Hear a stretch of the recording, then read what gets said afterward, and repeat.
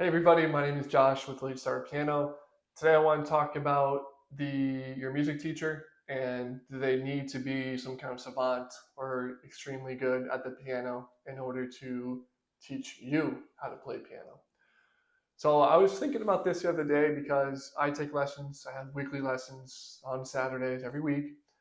I go to my piano teacher and I play him what I'm working on for the week. I show him some technique I'm working on, the song that I'm working on, some kind of hand-in exercise that we've talked about the week before.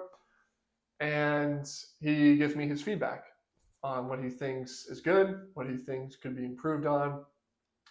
And then he gives me the next assignment, so to speak, my homework for that week to prepare for him for the following week. And I was thinking about this because I've never actually heard my piano teacher play the piano. I've seen him demonstrate some things for me on the piano, but I've never heard him actually like perform a song. I've never heard him go through a full piano exercise or things like that. He'll show me like bits. If I mess something up, he'll say, no, it should be like this. And he'll use like one hand to demonstrate or whatever. But I've never actually heard him play. And then I was thinking about how my teacher teaches piano. He teaches saxophone, he teaches trumpet, he teaches drums, he teaches guitar, he teaches bass guitar, and I think he even does singing as well. He teaches vocals. So my music teacher teaches a bunch, at least 5 different instruments that he teaches, and he'll teach all these in the same day. And it got me thinking because you can't be an expert, right, at playing every single instrument. I mean, he started playing music when like 50 years ago, I think. He's an older teacher, but he started playing a long time ago. But I don't think that he's pro level at each instrument. He's not a pro level vocalist. He's not a pro level drummer, bassist, guitar, piano, trumpet, saxophone. He's not pro level. He can't be pro level at every single one of those instruments.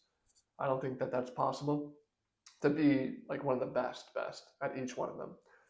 I know he's in a band and he plays bass. So his main instrument really is bass guitar. It is his like primary number one instrument. But he teaches all these other instruments.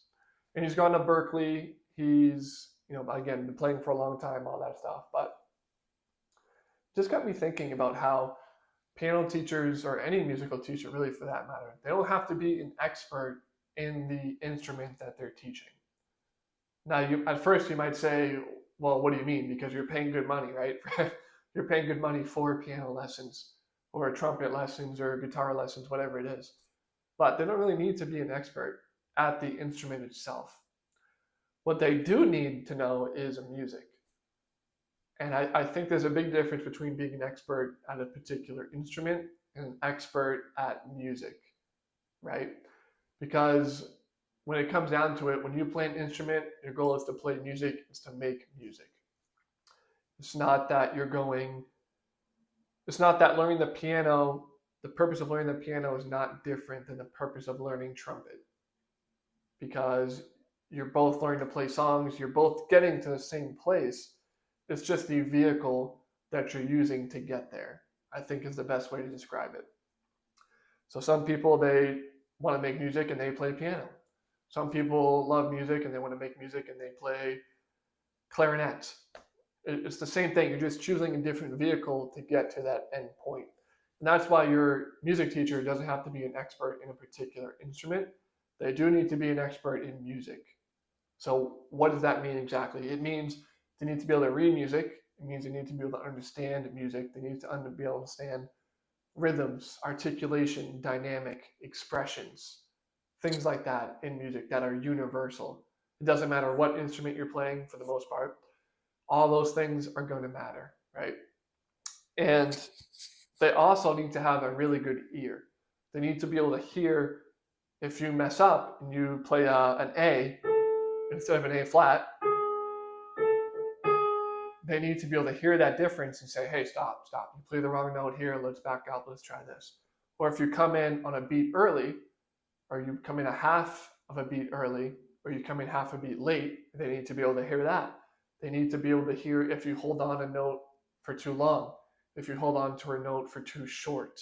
They need to be able to hear these things so that they can correct you and say, hey, that's not how the music is written. That's not how the music is supposed to be played. You need to fix it and do this. That's what you're paying your teacher for, really, is those insights that they give, that expertise in music itself, not just the instrument, but music itself. Um, and that's really the point here I'm trying to make. Again, your teacher doesn't have to be an expert in the instrument, and that's how it's possible.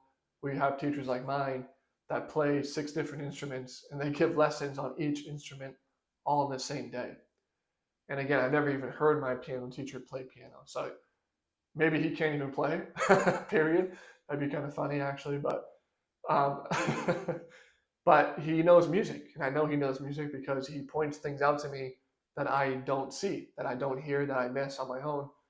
But when I'm playing for him or with him, he hears those things and he can tell me what needs to be fixed. So I just want to share that thought. Hopefully that provides you a little bit of insight on what you're actually paying your music teacher for. Hope that helps. My name is Josh with Late Start Piano.